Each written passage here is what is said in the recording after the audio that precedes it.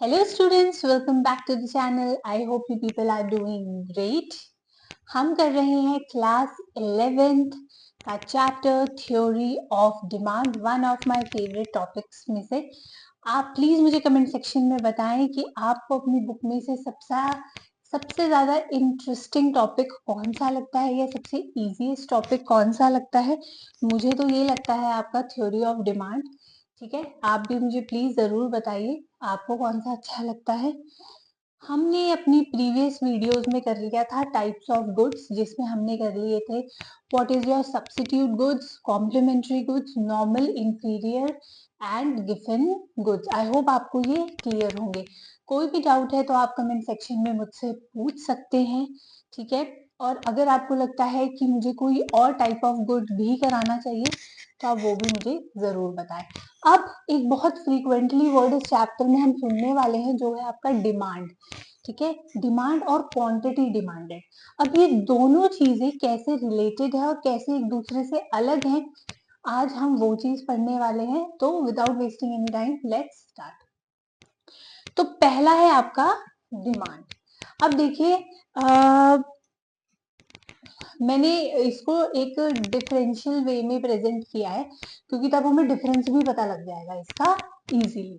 देखो, अब सबसे पहले आपका डिमांड क्या होता है।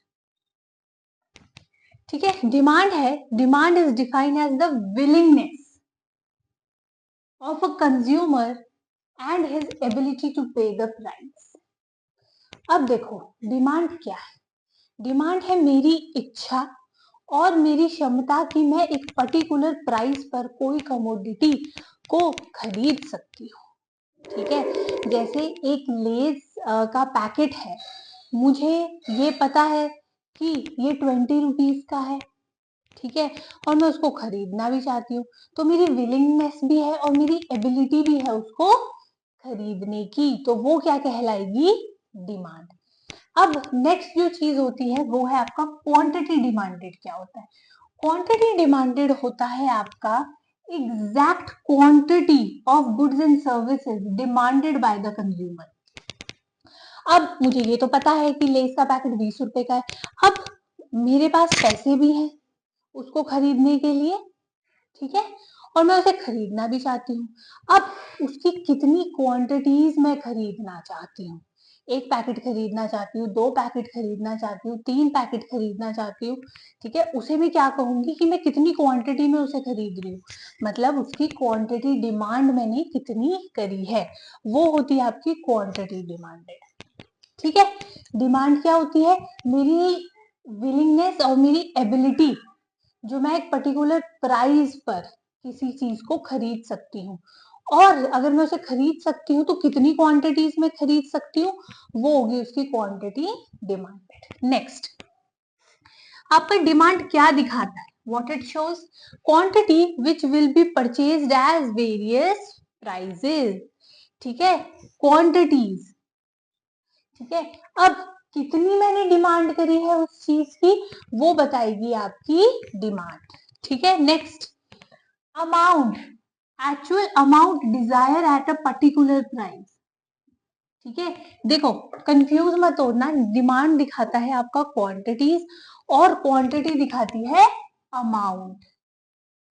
देखो अब यहाँ पर डिमांड में आ रहा है क्वांटिटी और क्वांटिटी डिमांडेड में आ रहा है अमाउंट। क्यों, देखो यहाँ लिखा है quantity which will be purchased at various prices.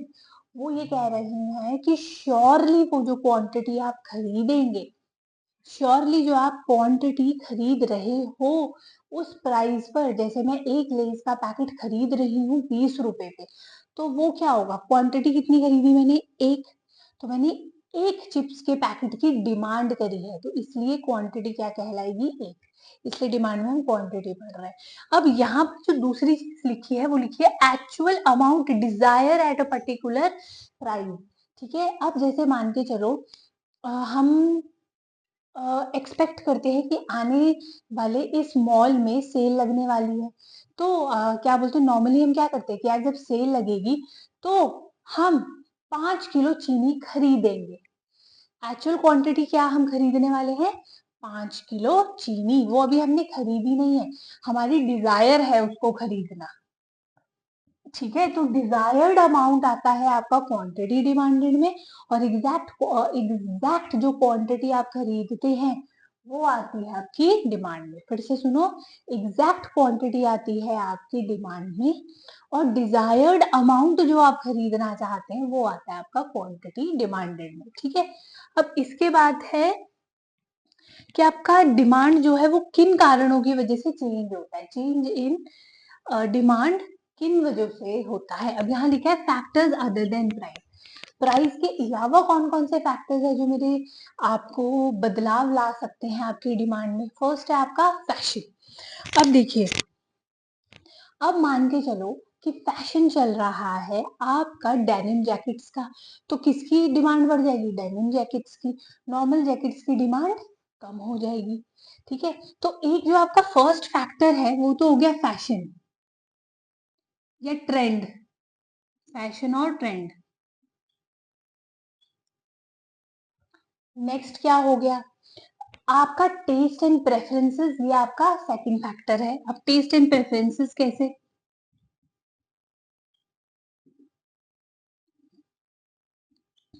अब देखो आजकल बड़ा लोगों में ये क्रेज चला हुआ है ऑर्गेनिक ऑर्गेनिक ऑर्गेनिक चीजें खाएंगे। तो इस टाइम कोई भी चीज अगर आप बेच रहे हैं ना ऑर्गेनिक ऑर्गेनिक के नाम से, तो वो चीज बिक रही है। तो आजकल डिमांड किसकी ज्यादा हो रही है, ऑर्गेनिक चीजों की। और जो केमिकल बेस्ड आपके प्रोडक्ट्स हैं उनको लोग अवॉइड कर रहे हैं। ठीक है, कोई गलत बात नहीं है इसमें, I am just giving you an example कि ऑर्गेनिक चीजों की आपकी डिमांड बढ़ रही है। ठीक है, और क्या हो रहा है, जो आपके केमिकल बेस्ड प्रोडक्ट्स है उनकी डिमांड कम हो रही है। तो मैंने अपना टेस्ट और प्रेफरेंस बदल लिया, तो इस वजह से ये भी आपके एक डिमांड में चेंज कहलाता है। अब सेकंड है आपका क्लाइमेट चेंज भी बोल सकती हूँ मैं, या सीजनल चेंज भी बोल सकती हूँ इसको। अब देखो सीजनल चेंज में क्या होता है, जो चीजें आपकी सीजनल होती है ना, जैसे वेजिटेबल्स फ्रूट्स, उनकी लोग ज्यादा डिमांड करते हैं। क्यों, क्योंकि उस टाइम वो फ्रेश फ्रेश फ्रेश होती हैं, उगरी होती हैं उस टाइम। तो लोग क्या प्रेफर करते हैं कि यार जब जिस चीज का सीजन है हम उसी टाइम वो चीज को परचेज करेंगे, तो उस टाइम उनकी डिमांड क्या हो जाती है, बढ़ जाती है। मैंगो सीजन जब आता है कितनी डिमांड होती है मैंगोज की। ठीक है, मैंगोज आपको अभी भी मिल जाएंगे, अभी भी मिल जाएंगे दुकानों पे, लेकिन लोग लोग अब उनको खरीद नहीं रहे। क्यों, क्योंकि वो आपके सीजनल फ्रूट्स में से नहीं है अब। ठीक है, वो फ्रेश नहीं है, तो इसलिए सीजनल चेंजेस की वजह से भी आपकी डिमांड कम या ज्यादा हो सकती है। ठीक है, नेक्स्ट एक और फैक्टर होता है आपका एक्सपेक्टेशन। एक्सपेक्टेशंस में ये होता है कि कई बार हम ये उम्मीद करते हैं, या अपने माइंड में लोग या सोसाइटी ये सोच लेती है इकोनॉमिक सिचुएशंस को देख के कि यार आने वाले टाइम में शायद इस चीज का प्राइस बढ़ जाएगा। ये जैसे पेट्रोल के साथ होता है, मान लो आपने न्यूज सुन ली कि आने वाले 2-3 दिन में पेट्रोल का प्राइसेस बढ़ जाएगा, तो लोग क्या करेंगे, आज ही अपनी जो पेट्रोल टैंक्स है उनको फिल करवा लेंगे, गाड़ियों में पेट्रोल डलवा लेंगे, बाइक्स में स्कूटीज में पेट्रोल डलवा लेंगे।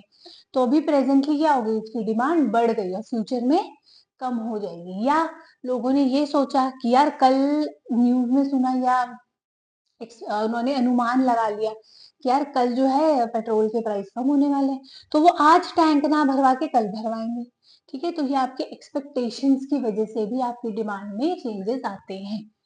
अब क्वांटिटी डिमांडेड में क्या चेंज आता है, क्वांटिटी डिमांड आपकी सिर्फ और सिर्फ प्राइस पर डिपेंड करती है कि आपकी प्राइस अगर ऐसा है जो मैं खरीद सकती हूँ ले सकती हूँ, तो मैं उसकी डिमांड करूंगी, वरना मैं नहीं करूंगी। अब देखो इसका एग्जाम्पल है the overall demand of ice cream in summers.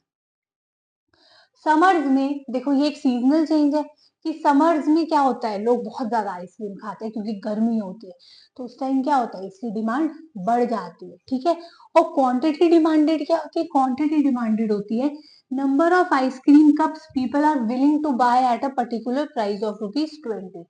मतलब 20 रुपए पे जो लोग खरीदना चाहते हैं उस आइसक्रीम के कप को, वो दिखाएगा आपका क्वांटिटी डिमांडेड। आई होप अब आपको डिमांड और क्वांटिटी डिमांडेड में डिफरेंस समझ में आ गया होगा। ठीक है, अब आपका नेक्स्ट टॉपिक जो है वो है आपका मार्केट डिमांड शेड्यूल। अब देखिए दो तरह के शेड्यूल्स है, एक तो है आपका इंडिविजुअल और एक है आपका मार्केट। अब देखो इंडिविजुअल, इंडिविजुअल से नाम ही पता लग रहा है कि एक बायर और एक कंज्यूमर की बात हो रही है, और मार्केट में क्या है, मल्टीपल बायर्स और मल्टीपल कंज्यूमर्स है, तो वहां पर मल्टीपल बायर्स और मल्टीपल कंज्यूमर्स की बात हो रही होगी। ठीक है, देखो shows individual buyer या consumer in the market. It shows quantity of a commodity which an individual will buy at a different possible prices. एक आदमी जब आपकी कमोडिटी को परचेज करेगा डिफरेंट पॉसिबल प्राइजेस, तो वो कहलाएगी इंडिविजुअल, क्योंकि यहाँ पे सिर्फ एक इंसान की बात हो रही है। ठीक है, अब देखो इसका एग्जांपल है कि प्राइस दिया हुआ है 1 2 3 4। ठीक है, क्वांटिटी डिमांडेड दी गई आपकी 4321। अब इसका क्या मतलब है, देखो जब प्राइस आपका, चलो टॉफी को लेके चलते हैं, टॉफी जब 1 रुपए की थी तो मैं 4 टॉफी खरीद सकती थी। ठीक है, 4 टॉफियां खरीद लेती थी मैं। ठीक है, अब जैसे ही टॉफी का प्राइस 1 से 2 रुपए बढ़ा, क्योंकि मेरी इनकम कांस्टेंट मान के चली जा रही है, इनकम हम हमेशा कांस्टेंट मान के चलते हैं, क्योंकि अगर इनकम में फ्लक्चुएशन होगी तो हम किसी भी आपके कंक्लूजन पे नहीं पहुंचते।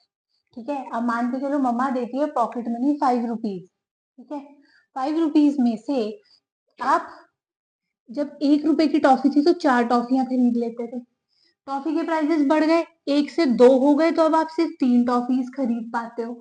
ठीक है, अब जैसे ही 2 से 3 बढ़ गया, तो आप सिर्फ 2 ही टॉफी खरीद रहे हो। अब टॉफी के प्राइसेस हो गए हैं 4 रुपए, टॉफी 4 रुपए की मिल रही है, तो आप सिर्फ एक ही टॉफी खरीद पा रहे हो, क्योंकि इनकम मेरी कांस्टेंट है। ठीक है, अब यहां से आपको क्या पता लगा, यहां से आपको ये पता लगा कि जैसे जैसे प्राइसेस बढ़ते गए, जो क्वांटिटी मैं खरीद सकती थी वो कम होती चली गई। इसका मतलब क्या है कि देर इज इनवर्स रिलेशन, उल्टा रिलेशन है, नेगेटिव रिलेशन है आपका किसके बीच में, प्राइस और क्वांटिटी डिमांडेड के बीच में। Got it. ठीक है, अब देखो अगर मैं इसका डायग्राम बनाती हूँ तो कैसे बनेगा।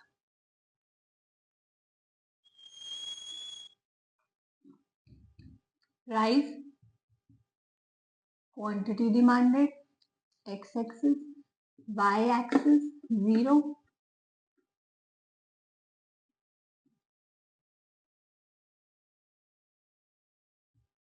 ठीक है। अब लिख लेते हैं 1 2 4 5। अब देखो जब आपकी टॉफी थी 1 रुपए की, जब आपकी टॉफी थी 1 रुपीज की, तो मैं 4 टॉफीज खरीद पाती हूँ।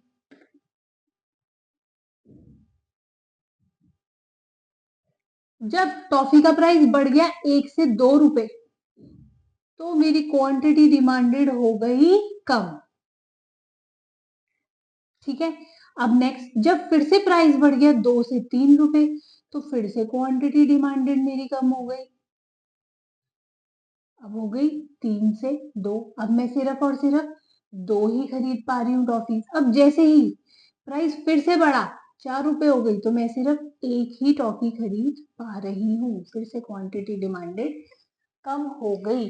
तो मेरा डिमांड कर्व कैसा बना, ये इन पॉइंट्स पे बना है।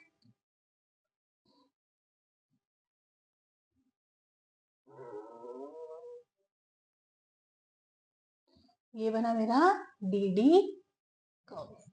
ठीक है, ये डीडी कर्व क्या दिखाता है आपको कि यहाँ पर इनवर्स रिलेशनशिप है आपका प्राइस और क्वांटिटी डिमांडेड में।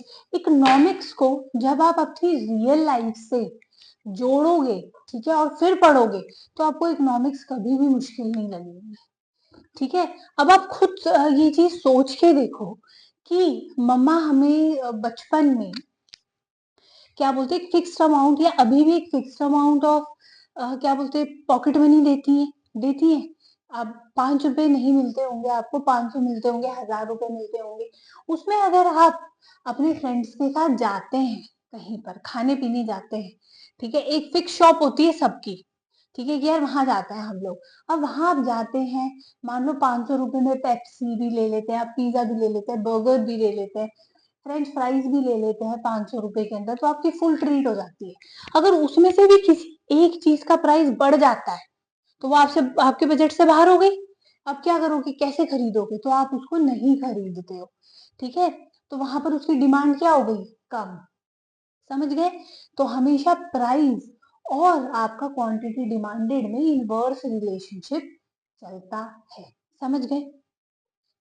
अब जो नेक्स्ट चीज है वो है आपकी मार्केट डिमांड शेड्यूल, ठीक है। अभी तक तो हम बात कर रहे थे इंडिविजुअल की, यहाँ पर हम बात करेंगे आपकी मल्टीपल कंज्यूमर्स की, जो आपके मल्टीपल गुड्स खरीद रहे हैं, ठीक है, एट डिफरेंट पॉसिबल प्राइसेस, ठीक है। डेफिनेशन मैं नहीं पढ़ रही हूँ, इजी है।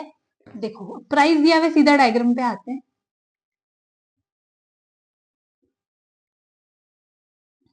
अब देखो यहाँ क्या बात हो रही है कि जब 1 रुपए की टॉफी थी तो एक कंज्यूमर 4 टॉफी खरीदता था, दूसरा खरीदता था 5। जैसे ही प्राइजेस बढ़े 2, तो एक कंज्यूमर खरीद रहा है 3, दूसरा खरीद रहा है 4। ये थोड़ा ज्यादा अमीर वाला कंज्यूमर है, ये थोड़ा ज्यादा परचेज करता है। जैसे ही प्राइस आपके फिर बढ़े, 3 रुपए हो गए, अब 2 और 3 खरीदने लग गए, ठीक है। अब देखो कितना ही अमीर क्यों ना हो, लेकिन यहाँ पर भी आपको क्या दिखाने की कोशिश हो रही है कि यहाँ पर भी अभी भी इनवर्स रिलेशनशिप ही चल रहा है, ठीक है। अगर आप मुझे मार्केट डिमांड निकालनी है तो मार्केट डिमांड कैसे निकलेगी, जब मैं आपके मल्टीपल कंज्यूमर्स ने जो कंज्यूम किया है उनको ऐड कर लूंगी। मैं हूं और मेरे दोस्त ने क्या खरीदा, मान लो आप और आपके दोस्त, ठीक है, शॉपिंग मॉल में गए, दोनों को सेम चीजें खरीदनी है, मान के चलो घर का सामान खरीदना है, ठीक है। अब क्या हुआ, उन्होंने 4 किलो शुगर खरीदी, आपने 3 किलो शुगर खरीदी, ठीक है, या आपने 4 खरीदी, उन्होंने 3 खरीदी, ठीक है।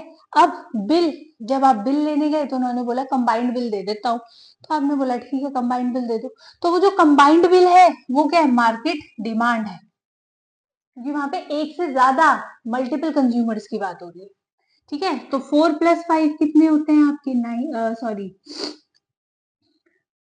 4+5 आपके 9 हो गए, 3+4 7 हो गया, 2+3 5 हो गया, 1+2 3 हो गया। तो ये जो आपकी निकली है वो निकली है आपकी मार्केट डिमांड, ठीक है। अब इसको इंडिविजुअल इंडिविजुअल आप बना सकते हो, वो तो ऐसे ही बनेगा सेम, लेकिन मैं बना रही हूँ कंबाइंड।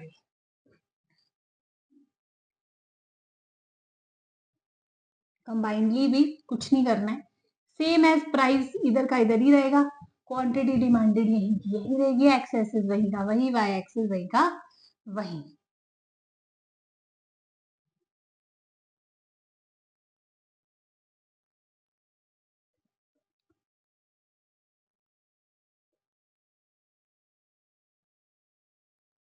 ठीक है, लिखो प्राइस, सॉरी क्वांटिटी डिमांडेड, 2 3 4 5 6 7 8 9 10 तक कर लेते हैं पूरा।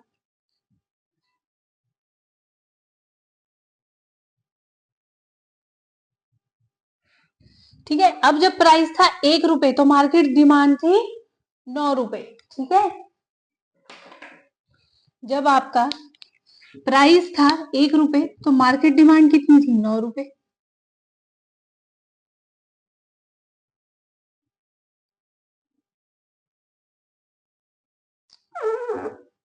सीधी नहीं बन पा रही है लाइन, ठीक है, 9 रुपीज थी। जब आपके प्राइस था 2 रुपीज तो मार्केट डिमांड थी 7 रुपीज। जब आपका प्राइस बढ़ा 1 से 2 तो मार्केट डिमांड हो गई 7, कम हो गई, रिड्यूस हो गई। जब आपके प्राइस बढ़े 3 तो मार्केट डिमांड था 5, प्राइजेस बढ़े 3 मार्केट डिमांड हो गया 5। अब जब प्राइस हुए 4 मार्केट डिमांड हो गया 3, प्राइस थे 4 मार्केट डिमांड हो गया 3, ठीक है। ये आपका क्या दिखा रहा है, ये आपका ये दिखा रहा है 2 कंज्यूमर्स थे यहाँ पर, ठीक है। यहाँ पे क्या था 4 + 5 ओके, तब ये आपका 9 आया था, ठीक है। ये कैसे 9 आया था, आपका 7 आया था, 4 + 3 = 7 आया था। यहाँ पर यहाँ आया था 5, यहाँ पर आया था 2 + 3 = 5, यहाँ पर आया था 3 जो था आपका 1 + 2 = 3, ठीक है। अब आपका इसमें डिमांड कर्व कैसा बनेगा, आपका ये बना डिमांड कर्व डाउनवर्ड स्लोपिंग, ठीक है। डिमांड कर्व हमेशा आपका डाउनवर्ड स्लोपिंग ही बनता है, क्योंकि प्राइस और क्वांटिटी डिमांडेड में हमेशा आपका इनवर्स ही रिलेशनशिप चलेगा, इनवर्स रिलेशनशिप ही चलता है। कुछ गुड्स के केसेस में एक्सेप्शन होती है, वो भी हम पढ़ेंगे, एक्सेप्शनल केसेस कौन कौन से हैं आपके। अभी फिलहाल आपको ये समझ में आया, ठीक है, कि आपका डिमांड क्या होता है, क्वांटिटी डिमांडेड क्या होती है, आपकी इंडिविजुअल मार्केट शेड्यूल क्या है, और आपका सॉरी इंडिविजुअल शेड्यूल क्या है और मार्केट डिमांड शेड्यूल क्या है, ठीक है। मार्केट में आप अलग अलग भी बना सकते हैं, कंज्यूमर ए और कंज्यूमर बी का अलग अलग बना लो या कंबाइंडली बना लो, ये ज्यादा टाइम कंज्यूमिंग है, ठीक है।